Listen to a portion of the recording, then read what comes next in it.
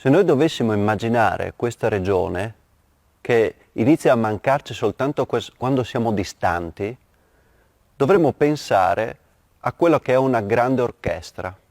Voi sapete che in un'orchestra ogni strumento è necessario affinché la sinfonia possa essere suonata. Ebbene, noi abbiamo i vini in questa grande orchestra, ognuno dei quali rappresenta un luogo specifico che viene raccontato. Vedete, in Friuli Venezia Giulia, lo sapete bene, lo sappiamo tutti noi che guardiamo, vengono parlate diverse lingue. È una terra di minoranze, è una terra dove si parla friulano, dove si parla italiano, dove si parla tedesco e dove si parla sloveno, ma la lingua più parlata in assoluto è il silenzio. E qual è quella sostanza che è in grado di tradurre quel silenzio? Il vino. Il vino è quel collante che tiene insieme le nostre identità separate e che fa in modo che ognuna di esse possa essere espressa, perché il vino legge la terra dove viene piantato. Vedete, siamo una terra di mescolanze. Non a caso qui dietro guardate anche delle palme per far sentire a casa chi è lontano. Non è certo tipico, ma qualsiasi cosa arriva qui impara la lingua della terra. Pensate ad esempio ai tanti vitigni internazionali che qui vengono piantati da 150 anni. Penso al Pinot Grigio, che è la produzione più ampia di questa regione, con 7.840 ettari, è qui da 150 anni. Ha imparato la lingua di questa terra, così come il Sauvignon, così come il Merlot, il Cabernet, che ormai sembrano quasi dei vitigni autoctoni per come noi li interpretiamo e per quello che rappresentano per noi.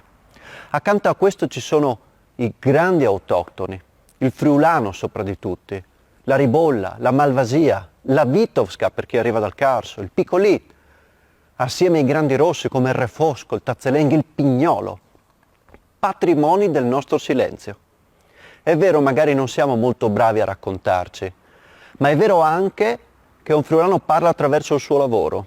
Il lavoro è la lingua di un friulano e ogni vitigno che viene prodotto e ogni produttore parla con il suo lavoro e parla con la sua propria lingua ed è capace di farsi sentire lontano in tutto il mondo. Vedete, io vi racconto questa metafora per farvi capire che cos'è il vino. Se noi dovessimo passare un anno intero in totale silenzio e dover aspettare un anno per pensare una parola sola da dire, un giorno nell'anno, sottovoce, e che venga sentita in tutto il mondo.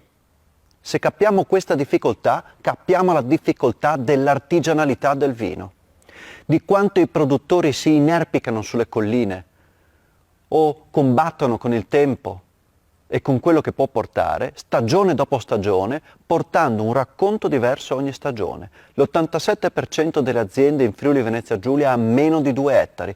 Vuol dire che siamo una terra di artigiani, di piccoli produttori. E fino a quando noi riusciremo a proteggere questa artigianalità e questo racconto specifico dell'identità, allora salveremo la terra. Quello che fa un friulano è pensare alla sua terra molto più che a se stesso, perché siamo più figli della nostra terra ancora di più di quanto non lo siamo dei nostri genitori. Questo io mi sentivo dentro di me quando ero all'estero e sono tornato qui per cercare di estirpare quel silenzio e portarlo fuori nel mondo. Insieme, venendo qui a guardare coi nostri occhi, ad assaggiare col nostro corpo i vini, e a visitare i luoghi e a percepirne l'emozione e la forza, e riusciremo a diventare tutti ambasciatori della nostra terra con la nostra stessa vita. Siamo capaci, come friulani, di lasciare un'impronta nel mondo ovunque noi siamo. Il Friuli è l'impronta della nostra identità e questa regione ha la voce nel mondo di tutti quelli che vanno in giro a sentire dentro forte la radice che si portano dentro.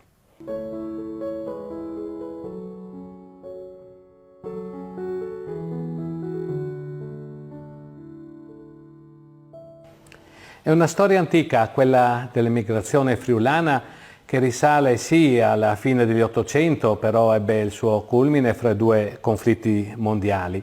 Proprio per raccogliere le esigenze di questi friulani emigrati nel mondo, per esigenze lavorative, per un sostegno alla famiglia, i padri fondatori negli anni 50, ancora 10 anni prima della costituzione della nostra regione Friuli Venezia Giulia, ebbero l'intuito, ma l'esigenza di costituire l'ente Friuli del mondo, per raccogliere proprio queste esigenze, questa identità friulana che veniva richiesta dai tanti emigrati. Un'emigrazione diversa ovviamente, quella rispetto a oggi, dove si emigra più velocemente perché è ancora più facile muoversi e magari rientrare.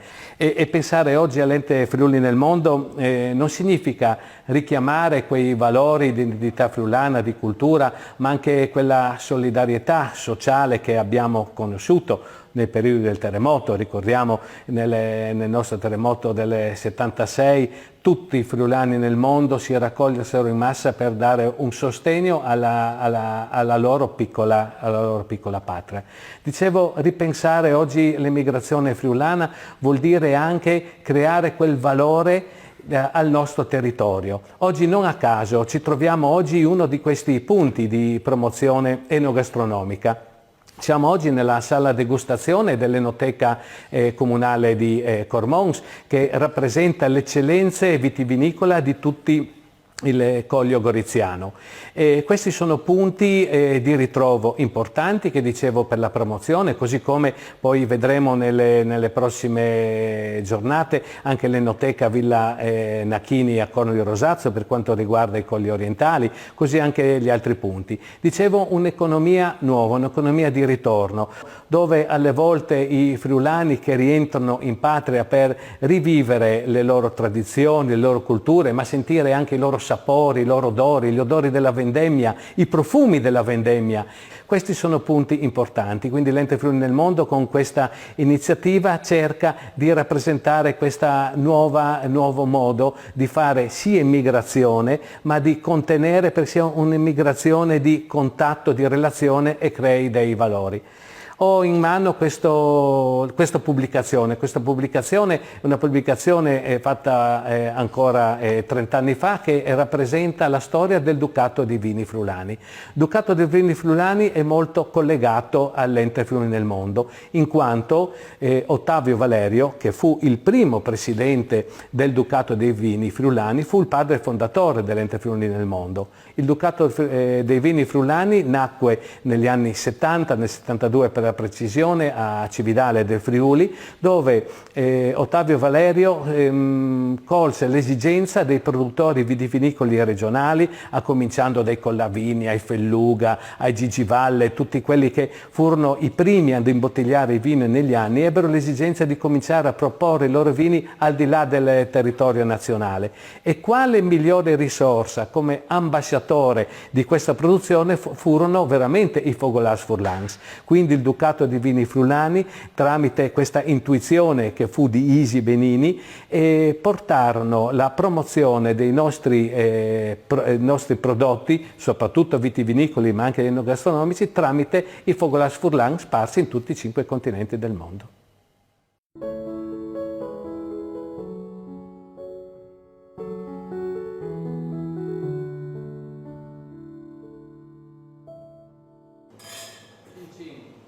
Buongiorno signori, benvenuti in Enoteca di Cormons. Faccio un brindisi con voi, con l'ottima scelta che avete fatto come vino, un friulano, l'abbinamento perfetto con il prosciutto crudo di San Daniele.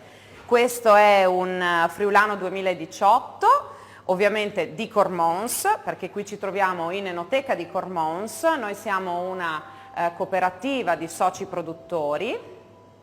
Siamo una trentina di soci, tutti dislocati a Cormons, sono tutte aziende agricole in prevalenza a conduzione familiare, 5, 10, 15 ettari, le piccole realtà, le splendide piccole realtà del nostro Friuli. E il friulano è proprio il nostro vino portabandiera, è un vino, lo vedete dal colore giallo paglierino, carico, a volte dorato, è un vino su cui il produttore può veramente esprimere tutta la sua filosofia. La cosa bella qui a Cormons, ma in tutto il Friuli, è che voi potete assaggiare decine e decine di diversi friulani, magari stessa annata, e potete perfettamente percepire la differenza di stile fra un'azienda e un'altra. Dicevo prima l'abbinamento perfetto con il prosciutto crudo.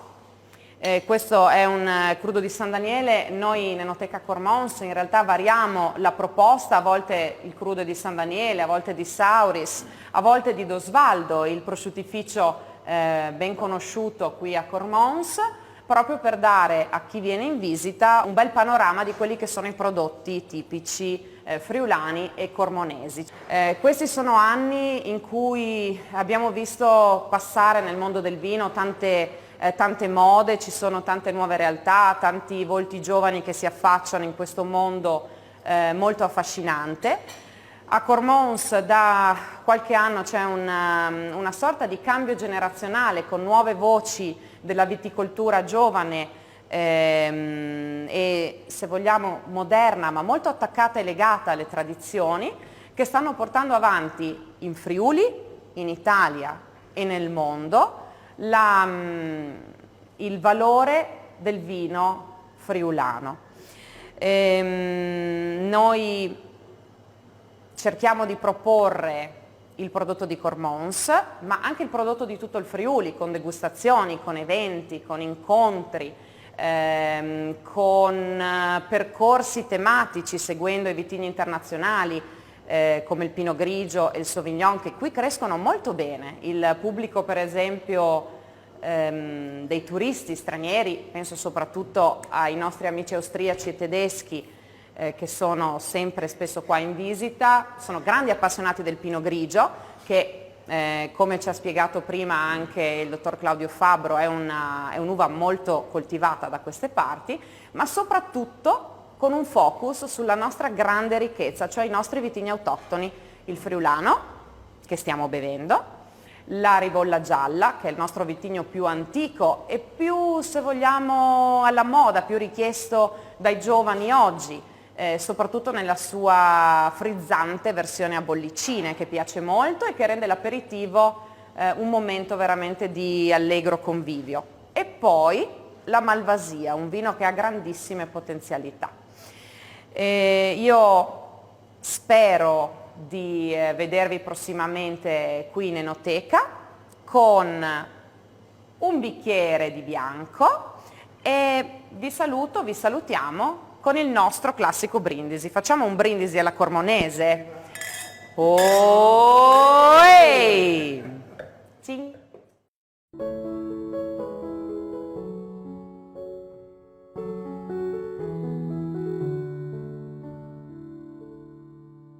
Non potevamo non venire in uno dei punti, direi, emblematici, poi simbolici di quello che è il Collio Cormonese, e qui ci troviamo in un posto che va anche a motivare il perché dal 2014 è stata acceso un progetto per arrivare ad un patrimonio dell'umanità all'UNESCO fra Collio, Borda e Quei. Il fatto che ci siano tre nomi, la stessa zona diversamente rinominata, si ricollega al pensiero mio di un tempo che dice che come i nostri vecchi, anche senza essere laureati in lingue straniere, si capivano perfettamente e i loro mercati erano aperti a tutto il mondo, anche se magari con una terminologia che oggi potrebbe anche far sorridere i millennials. Ecco, basta dire che qui ci troviamo nella una località Zegla, che oggi non ha un confine che la separa da quello che vedete alle mie spalle, perché alle mie spalle, quindi parliamo di 500 metri, C'è un confine non confine che però dal 1947 al 2007 segnò un po' la vita di queste popolazioni. È appena il caso di dirvi che questo lento degradare, le colline che vedete qui alla mia destra, arrivano fino a quella casa padronale bianca che vedete, chiaramente di un'azienda vitivinicola. In alto vedete una casetta, una casupola, quello era un posto di blocco. Dal 2014 abbiamo finalmente in piedi un progetto che speriamo vada a buon fine, perché se lo merita, quella di un'UNESCO transfrontaliera che unisca il Coglio nostro dove noi siamo, al Coglio sloveno, che loro chiamano Brda, che i friulani chiamano Quei. Qui le cose sono cambiate moltissimo negli anni, ci sono generazioni che però non si sono mai mosse e hanno convissuto anche con una certa difficoltà, ma anche con prudenza, anche con voglia di andare d'accordo. E non a caso oggi ci troviamo in una di queste aziende che hanno il senso della cooperativa, il senso del cooperare positivamente, non dei confronti polemici, ma costruttivi di qua e di là di un confine virgolettato che non ha ragione di essere. Siamo in un'azienda, questa è l'azienda Blasic, dove il nonno ha lasciato il testimone al figlio Franco, il figlio Franco l'ha lasciato a Michele, che oggi è questo giovane vignaiolo, il quale parla per sé, ma avendo una visione molto aperta al benessere del territorio, conosce questa piccola realtà, che è piccola per modo di dire, che dà da vivere benessere a tutte queste famiglie che diversamente avrebbero lasciato l'agricoltura per andare verso mondi agricoli o industriali, che sono quelle che oggi conoscono la crisi che noi tutti viviamo in un momento di pandemia.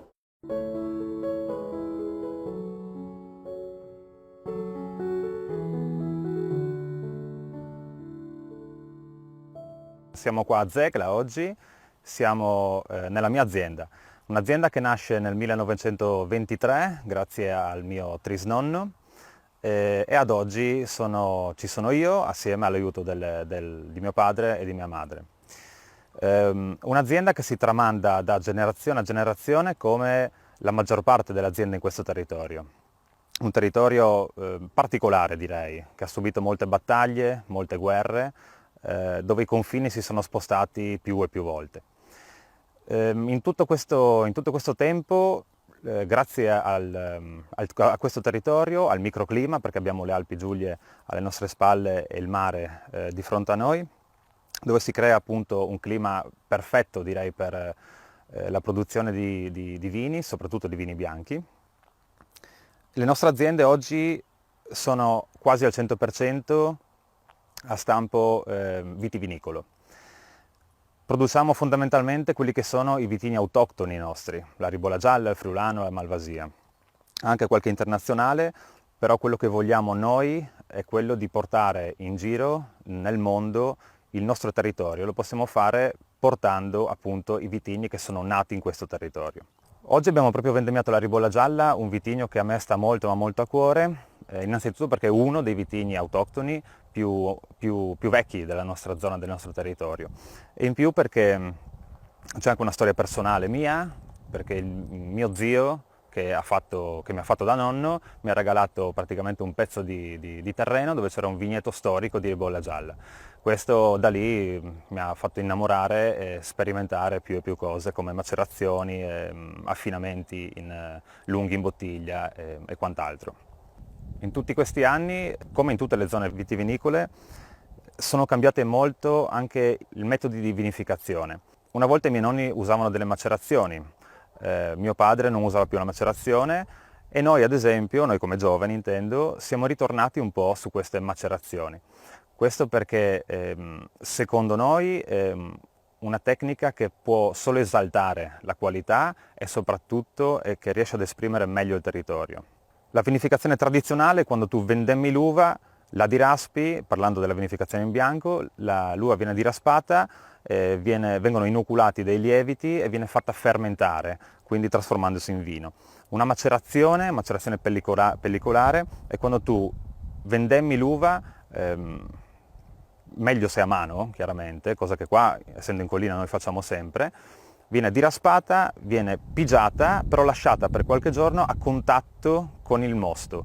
Quindi cosa vuol dire? Che il liquido riesce ad estrarre delle sostanze dalla buccia che sono solo cose positive per il futuro vino.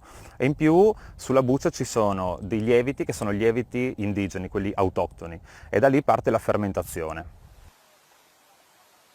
Ad oggi noi giovani abbiamo tantissime possibilità in più che i nostri nonni, i nostri padri non avevano. Noi possiamo veramente viaggiare al mondo. Ad esempio noi come azienda vendiamo molto bene in America, in tutta Europa, anche in Cina. Questo semplicemente perché il cliente comunque bisogna conoscerlo personalmente. Ed è molto più semplice se tu prendi un aereo e vai in America direttamente e ci parli.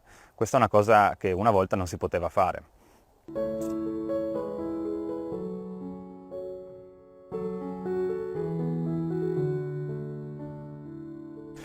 Nel nostro consorzio abbiamo circa 240 aziende e circa 1900 ettari di vigneto, tutto ad altissima vocazione.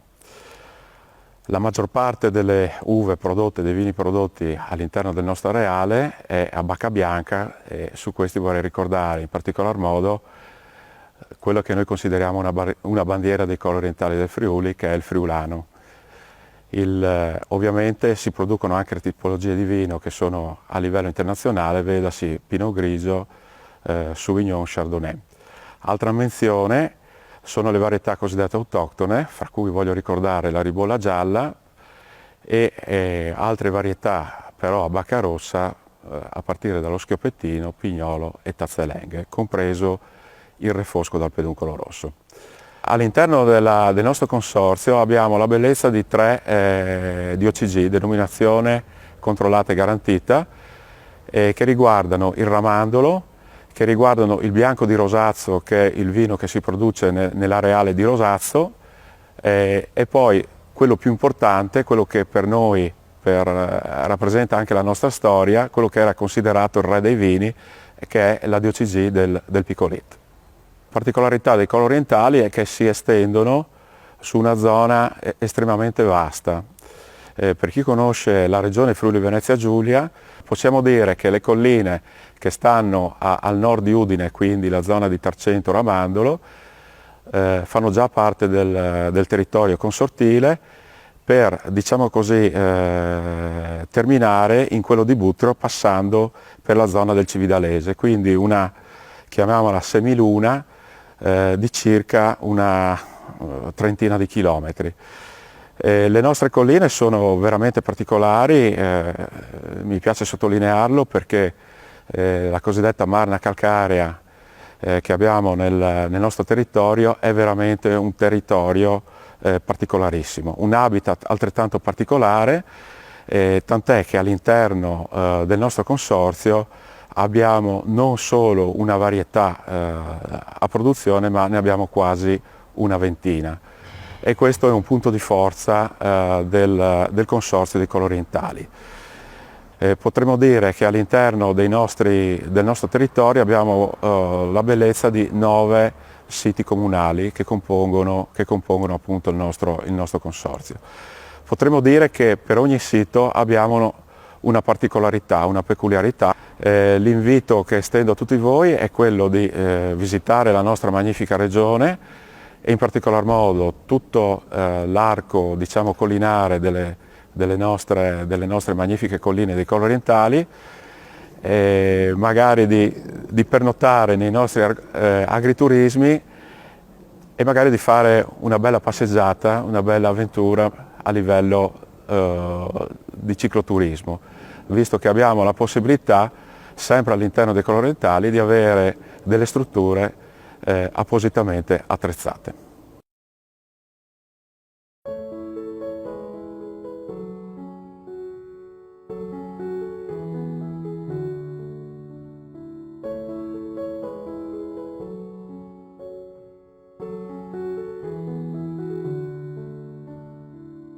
Quando parliamo di Piccolit parliamo sì di un vino dolce, ma di un vino che mantiene tutto quello che è il carattere del nostro territorio, quindi comunque una grandissima sapidità, una grande mineralità e una grande freschezza. Infatti qua da noi non è abitudine solo abbinarlo ai dolci del territorio, ma anche abbinarlo come aperitivo a inizio pasto o come abbinamento alle volte a qualche zuppa o addirittura a qualche carne. È un vino che effettivamente proprio per questa sua freschezza si può prestare anche a un vario utilizzo gastronomico.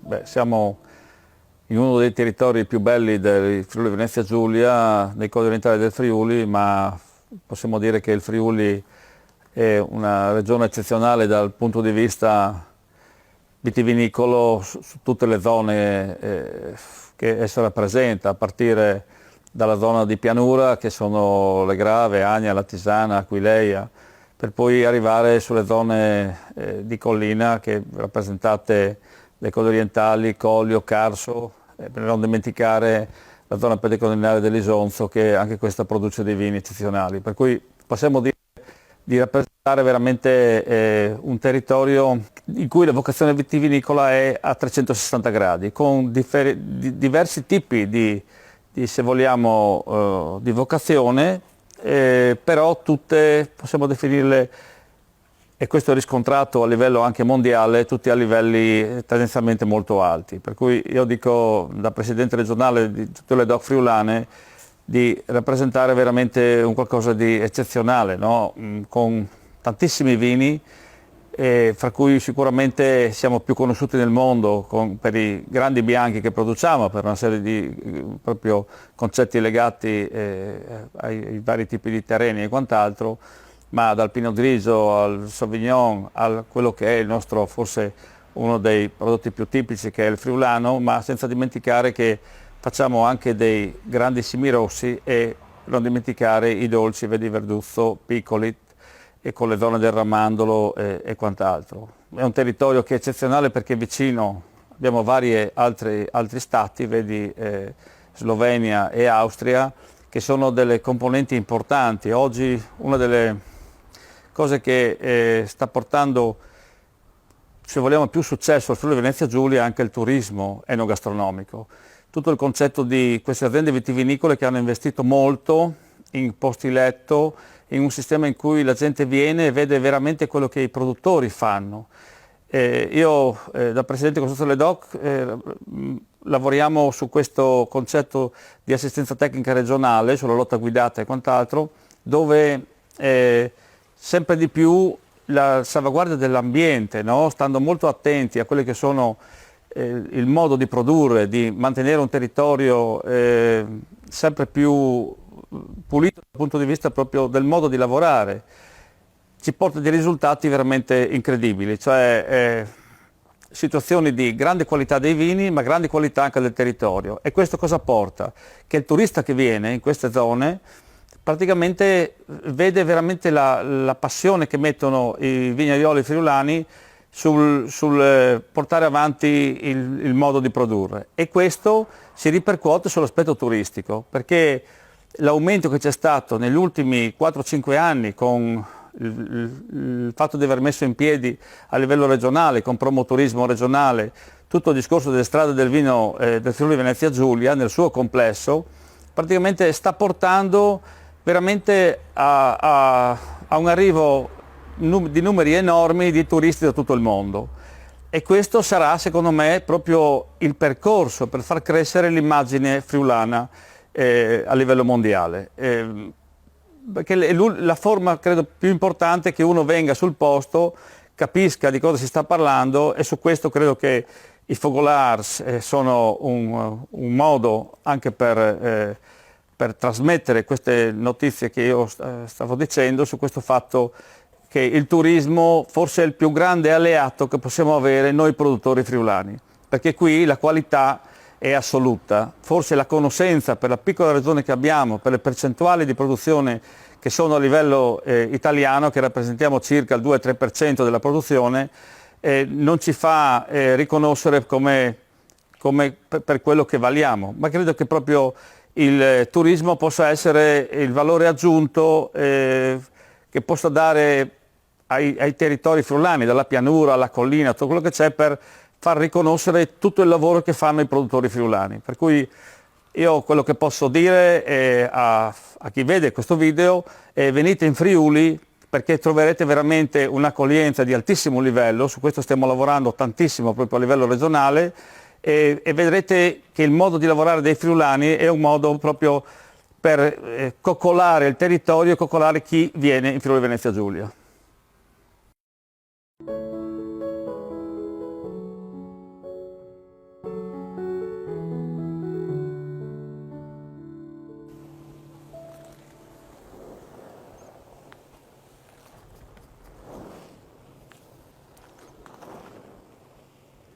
Siamo alla fine di settembre, quindi alla fine della vendemmia, e le prime uve rosse sono entrate in cantina. Questo è il Merlot che noi gestiamo come faceva il nonno 50 anni fa, quindi 2 settimane di fermentazione nei tini aperti e la follatura manuale 2 volte al giorno. Tutto questo per poter estrarre il meglio da quest'uva che abbiamo coccolato per tutto un anno intero. Quindi i tannini, il colore e soprattutto gli aromi del Merlot. Quegli aromi dolci, belli di frutta che ci raccontano molto del nostro Collio.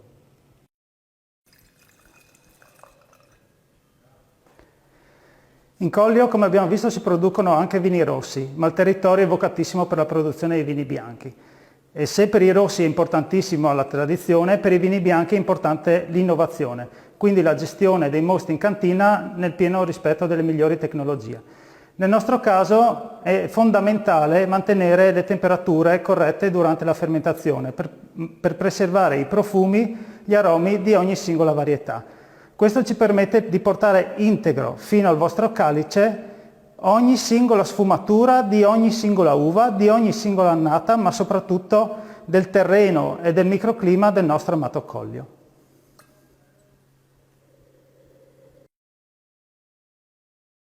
Siamo nel luogo più importante della nostra cantina, il magazzino in cui conserviamo le vecchie bottiglie. Queste ci servono per capire quanto durano i nostri vini nel tempo, perché il Collio è una zona che può esprimere grandissima qualità nei vini invecchiati. I vini del Collio sono dei vini molto buoni fin da subito, però sicuramente con qualche anno di affinamento in bottiglia assumono un carattere ancora più forte, ancora più deciso, ancora più rappresentativo del nostro territorio.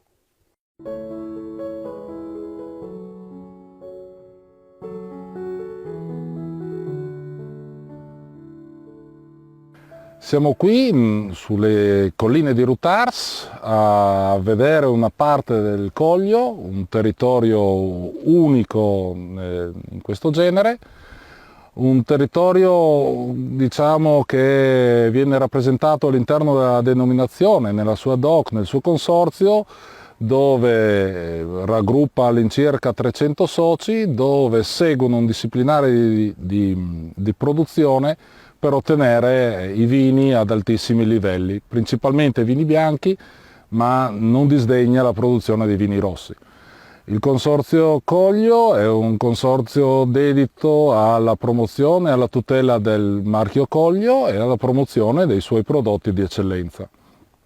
Qui, come vedrete, siamo nel cuore di Rutars, colline molto impervie, caratterizzate come quasi tutto il resto del Collio diciamo da un terreno che qui chiamiamo ponca, che è una marna arenarica ricca di sali, stratificata, che dà questa mineralità a un prodotto che resta sempre unico nel suo genere.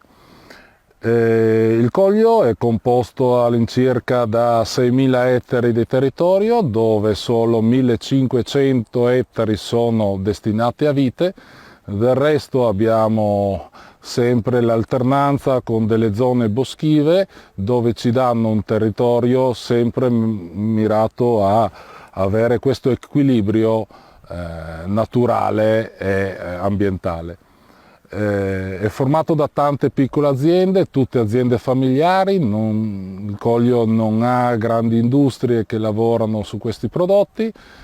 Resta il fatto di venire a assaggiarlo a livello enologico, assaggiarlo a livello culturale e assaggiarlo a livello enogastronomico.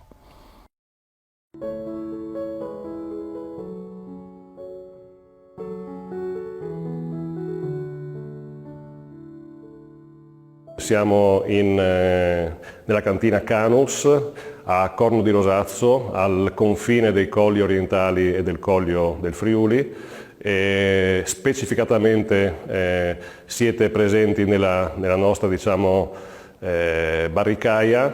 Questa stanza è stata costruita, pensata appositamente per invecchiare soprattutto i nostri vini rossi. Le varietà, diciamo, più importanti che noi produciamo qui sono il Merlot, sono il Re Fosco e sono il Pignolo.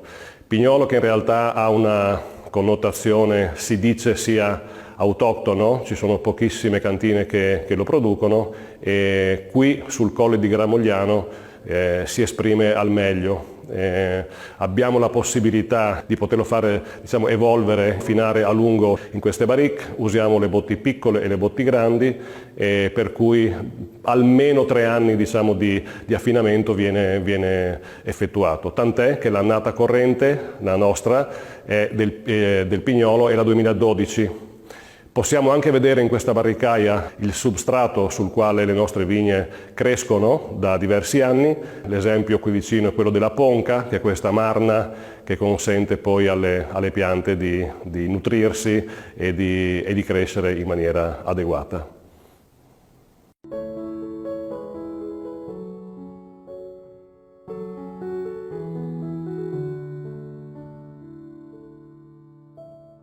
Questa è la cantina dove sono stoccate 300.000 bottiglie di spumante metodo classico. Sono in fase di affinamento, sur-lit come si chiama tecnicamente, in attesa quindi di preparazione, quindi di evoluzione prima delle fasi finali che comportano la messa in punta della bottiglia e successivamente la sboccatura, come vedremo. Le prime fasi di lavorazione avvengono come un vino bianco tradizionale, quindi otteniamo un vino secco con una discreta acidità, con alcolicità mediamente bassa, a cui nella fase di spumatizzazione viene aggiunta una certa quantità di zucchero e lieviti atti a farlo fermentare. Tutte le bottiglie vengono immediatamente tappate subito dopo l'imbottigliamento e posizionate su queste cataste.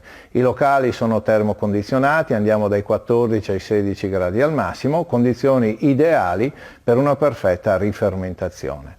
La rifermentazione consiste nella produzione di alcol e anidride carbonica all'interno delle singole bottiglie e particolarità è data dalla presenza del tappo corona.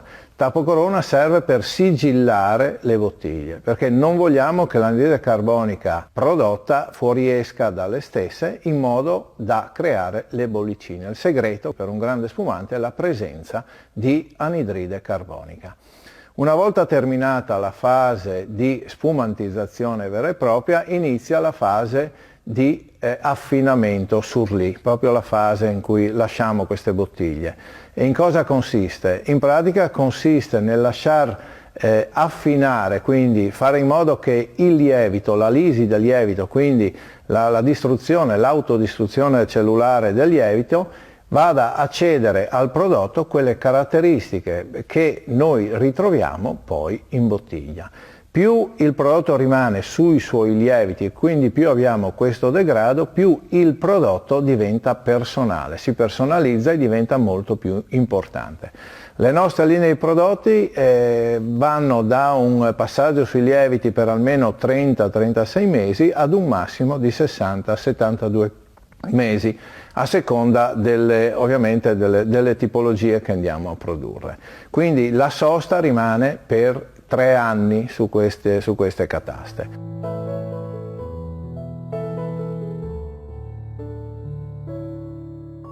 Questo è il lievito depositato sui fondi della bottiglia. La bottiglia viene proprio posta orizzontalmente a riposo perché maggiore è la superficie a contatto con il lievito, quindi maggiore profumo poi nel vino finito.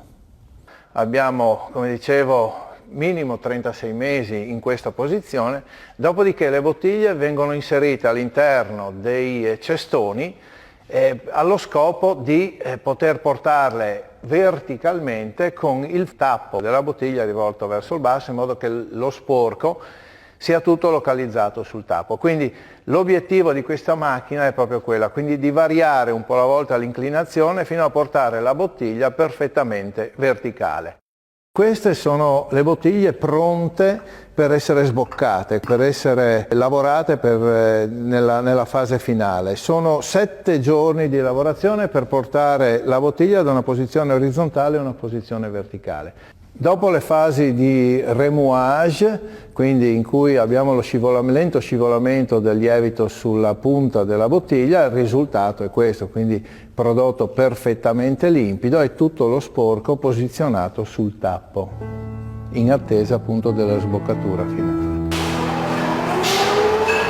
Ecco, le bottiglie stanno arrivando per essere portate all'ultima fase di lavorazione. La prima appunto fase è quella che consiste nel spostare la bottiglia dal cestone inserendola in un frigo costruito appositamente per fare in modo che una parte del glicole ovviamente raffreddato a meno 32 gradi sia a contatto con la punta della bottiglia per congelare il nostro tappo. A quel punto, dopo 10 minuti, la bottiglia è pronta, viene capovolta, quindi portata verticalmente, lo sporco non confluisce nella parte liquida perché è inglobato nel cubetto di ghiaccio. Vedi il cubetto di ghiaccio qua? E quindi si può passare alla fase finale che è quella della sboccatura vera e propria, che consiste nell'apertura della bottiglia, quindi l'apertura con un semplicissimo cavatappi, viene aperta la bottiglia, all'interno ci sono 6 atmosfere di pressione e il tappo, quindi con lo sporco, viene sparato fuori. A quel punto la bottiglia è aperta dopo tanto tempo, passiamo alla fase finale che è quella dell'immissione del liqueur d'expédition, che è il liquore finale che serve a dare un tocco in più di qualità e soprattutto di tipicizzazione al prodotto. Poi la bottiglia viene rabboccata, portata a volume, dopodiché si passa alla tappatura, alla gabbiettatura ed infine il lavaggio prima della sosta di un paio di mesi, prima dell'emissione in commercio del prodotto.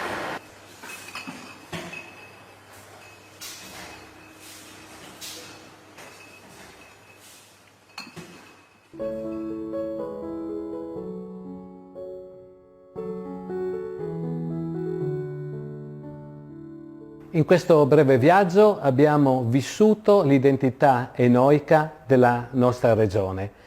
Abbiamo passeggiato fra i vigneti, abbiamo visitato le nostre cantine, abbiamo respirato i profumi della vinificazione, abbiamo degustato i nostri prodotti enogastronomici nelle enoteche, all'enoteca dei produttori di Cormons, oggi all'enoteca Villa Nachini dei Colli Orientali del Friuli. Non posso che ringraziarvi a nome mio come Presidente dell'Ente Friuli nel Mondo e di tutto il Consiglio di amministrazione che ho l'onore di rappresentare, ringraziarvi per l'esperienza che in tutti questi anni state vivendo all'estero, soprattutto come ambasciatori della nostra enogastronomia. Noi vi aspettiamo a braccia aperte perché voi con il vostro fare, col vostro essere, col vostro modo di essersi stati capaci di integrarsi nei territori, saprete e continuerete ad essere i nostri ambasciatori. Grazie e mandi Furlans.